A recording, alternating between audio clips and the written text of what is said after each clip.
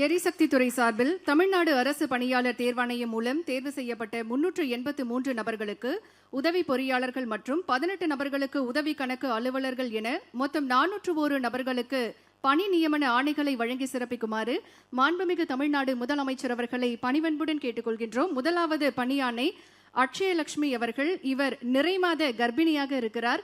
மாண்புமிகு தமிழ்நாடு முதலமைச்சர் அவர்கள் மேடையிலிருந்து கீழே இறங்கி சென்று அக்ஷயலட்சுமி அவர்கள் இருக்கக்கூடிய இடத்திற்கே பணி நியமன ஆணையை வழங்கி சிறப்பிக்க இருக்கின்றார்கள்.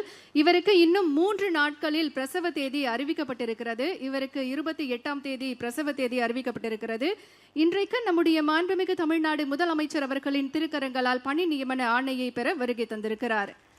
நாளை இந்த உலகிற்கு வருகை தரும் புத்தம் புது உயிரின் பாதுகாப்பிற்கும் நம் தமிழ்நாடு அரசு துணை நிற்கும் என்பதற்கு எடுத்துக்காட்டாக நம் மாண்புமிகு தமிழ்நாடு முதலமைச்சர் அவர்கள் அக்ஷயலட்சுமி அவர்களின் கனவுகளை நனவாக்கும் விதமாக பணி நியமன ஆணையை வழங்கி சிறப்பிக்கிறார்கள்.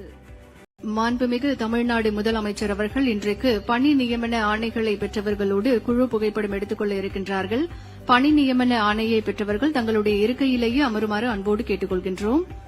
இருக்கையிலிருந்து யாரும் எழுந்து நிற்க வேண்டாம் என்றும் அன்புடன் கேட்டுக்கொள்கின்றோம்.